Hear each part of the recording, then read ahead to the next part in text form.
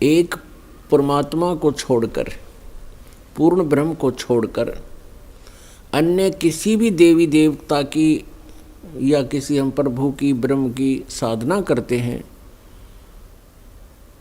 वो मोक्षदायक नहीं है। वो आपको जन्म मृत्यु के इस दीर्घ रोग से नहीं छुड़वा सकती। पुण्यात्मा, कोई घर सुखी नहीं और सभी कोई ना कोई पूजा देवी देव इष्ट की अवश्य कर रहा है, और फिर भी घोर कष्ट, क्योंकि वो देवता आपको आपके प्रारब्ध में कोई परिवर्तन नहीं कर सकते।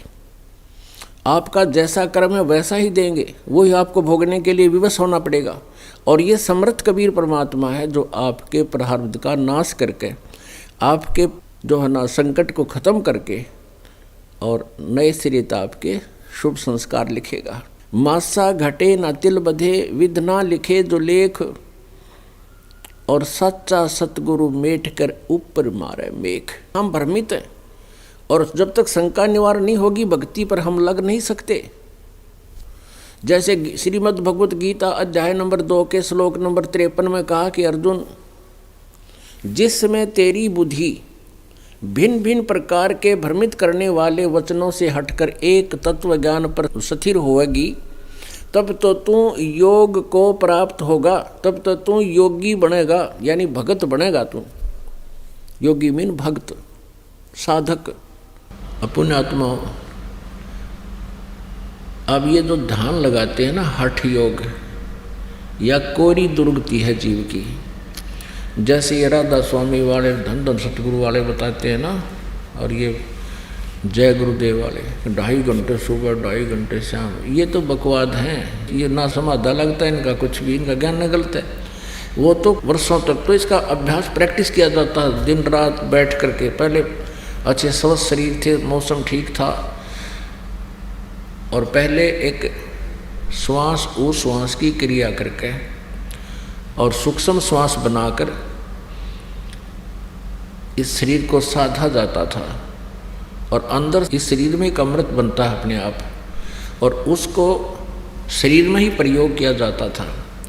उस क्रिया को करके उसको अमृत क्रिया बोलते थे। ये तो नकली है जो अब वर्तमान में बता रहे हैं, इनकी किसी की अमृत क्रिया नहीं हो रही। तो उसके बाद क्या होता था, अमृत क्रिया चालू हो जाती थी तो निराहार रह सकता था वो व्यक्ति कई वर्षों तक। तो फिर वो एक स्थान पर बैठते, यानी ये खाड़े करा करते। जब इनकी लाख लाख वर्ष की उम्र थी उस समय की, ये पाँव पीट रहे हैं और हाथ इनका कुछ आया नहीं, क्योंकि साधना गलत थी। तो फिर वो बैठ जाते थे। इस शरीर के अंदर चैनल लगे हैं, मूल कमल, हमारी रीढ़ की हड्डी जो बैकबोन है, इसके अंदर की तरफ जहाँ ये एंड होता है नीचे गुदा के पास, इसकी एंड से 2 उंगल ऊपर अंदर की साइड में ये मूल कमल है, गणेश जी का वास है। उससे 2 उंगल ऊपर यानी 1 इंच ऊपर ये ब्रह्मा जी का कमल है, जिसको स्वाद चक्र बोला है संत लैंग्वेज में।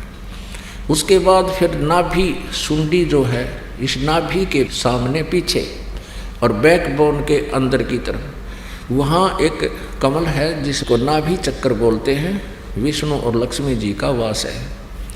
और फिर हृदय कमल है, ये दोनों सतनों के बिल्कुल सेंटर में, और इस दिल में नहीं, यहाँ हृदय माने मध्य बोलते हैं। और बैकबोन के साथ में पीछे को एक हृदय कमल है, उसमें शिव और पार्वती का वासा है।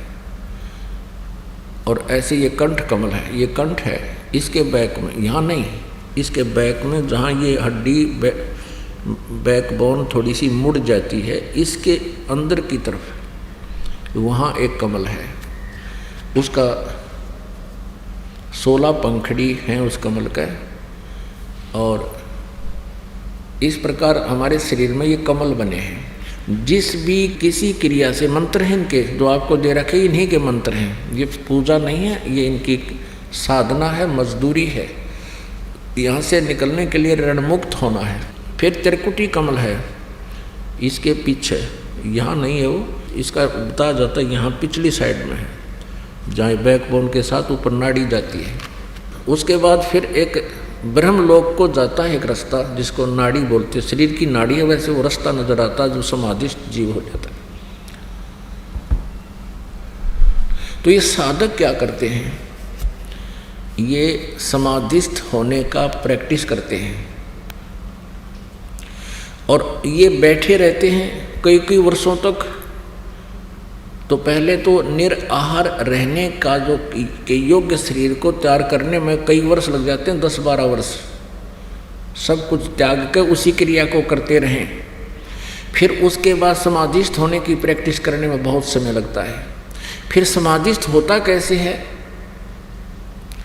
कि उसका कोई कमल खुल जाता है, उसका कोई चैनल ऑन हो जाता है और उस चैनल में जो भी प्रोग्राम आ रहा होता है यानी उसको ये जीव देखता रहता है। तो यहाँ क्या कर, तभी तो ये बैठा रहता ना, तो 1 मिनट भी ना बैठा जाए इस पर, 10 मिनट ना टिक यो मन पापी, समाधि लान दे। सुमन करते हो आप भगवान का जो सही सिमरन है, आपका कितनी देर टिका है यू, जब वह भागने की तैयारी करता है 100 बात याद दुआवे है और उठा ले जाओ मन माना करा की धक्के खुआवे। तो इसमें ना काल को ऑब्जेक्शन, क्योंकि बैठा रहेगा अपना जीवन नष्ट कर लेगा। चाहे तो यहाँ सिनेमा देख लो, फिल्म टेलीविज़न पर, और चाहे शरीर में देख लो, दोनों टाइम वेस्ट करने वाली बात है। अब ये क्या कर रहा था,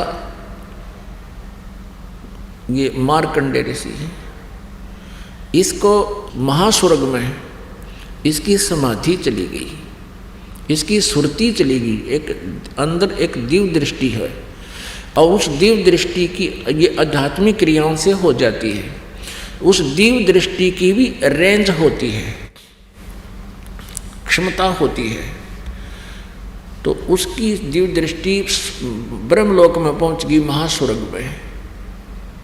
वहाँ महा इंद्र है और वहाँ और ज़्यादा अच्छी खूबसूरत देव और देवियाँ हैं। तो मार्कंडेय ऋषि वहाँ पिक्चर देखा था ऊपर ब्रह्मलोक की, और जो ये ओम नाम का जाप करते थे इससे ब्रह्मलोक प्राप्ति होती है। और वो ये देख लेते हैं कि वहाँ किसा माल है। अब जिस ऋषि ने वो देख लिया कि वहाँ इतने सुख हैं, कि ऐसे सुख माने हैं कि नाच गाने बकवास ठाठ अच्छा पोस्ट हो जा, वहाँ देवता बन जा। तो मार्कंडेय ऋषि ने ये कन्फर्म हो गया कि वहाँ ऐसी सुख है और वो प्राप्त होगा इस ओम के नाम से। ओम नाम प्लस में ये हठ योग, ये ऐसे करते रहे। हठ योग से सिद्धियां हो जाती हैं और तप बन जाता है। तप से ये किसी जन्म में राज्य को प्राप्त करते हैं, चक्रवर्ती राजा हो जाते हैं, बड़े बड़े प्राइम मिनिस्टर बन जाते हैं, बड़े बड़े अक्षेत्र के। तो काल फिर इनके ऐसी बिरान माटी कर रहे हैं। और उसको ये था कि फिर मैं जो साधना कर रहा हूँ मैं ब्रह्मलोक में जाऊँगा और वहाँ मुझे ऐसी औरतों के डांस देखने को मिलेंगे, उनका भोग करने को मिलेंगे। तो इन ऋषियों को वो तत्वदर्शी संत मिला नहीं। ये दुर्वेद अध्याय नंबर 40 के मंत्र 15 से ले लिया कि ओम नाम उस पूर्ण परमात्मा का है, और उधर से ब्रह्मा से के लोक वेद से काल के द्वारा दिए गए ज्ञान से उसने ये हठ योग आकाशवाणी की थी, तप करो तप करो। जैसे हठ योग किया करते थे, खड़े होकर तपस्याएं करते थे, ये कोरी बकवाद थी, ये मनमाना आचरण था। हम सोचा करते थे कि ऐसे ही भगवान मिलेगा, हमारा नंबर नहीं आ सकता, हम बाल बच्चे भी नहीं त्याग सकते, भगवान संन्यास लेने से ही मिलता है। ये अज्ञानता से हमारी सोच थी। अब तत्व ज्ञान की रोशनी से हमें ज्ञान हो गया कि वो तो डरे डोया करते।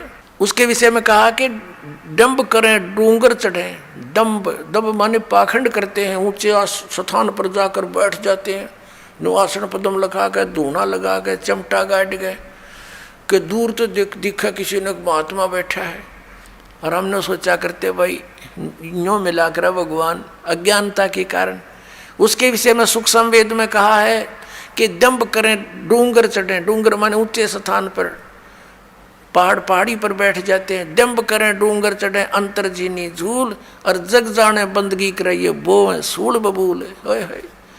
जनता ने सोची ये भक्ति कर रहा है तो बबूल के सूल बोल किकर के कांटे वो रहा अपने अगत में, क्योंकि साधना शास्त्र विरुद्ध है। तप से राज राजमदमानम जन्म तीसरे शुक्र स्वानम। तपेश्वरी सो राजेश्वरी, राजेश्वरी सो नरकेश्वरी। जितना अधिक तप करेगा उसको अधिक राज मिलेगा, अधिक राजा अधिक समय तक नरक में डाला जाता है। क्योंकि तप से राज राजमदमानम, इतना अभिमान हो जाता है राजा में, आगा पीछा कुछ नहीं देखता, ना जाने कैसी सजाएं दे डालता है, ना जाने कितने जीवों को मरवा डालता है अपने राज को सुरक्षित करने के लिए। फिर उस बच्चों को सारे भोगने पड़ते हैं।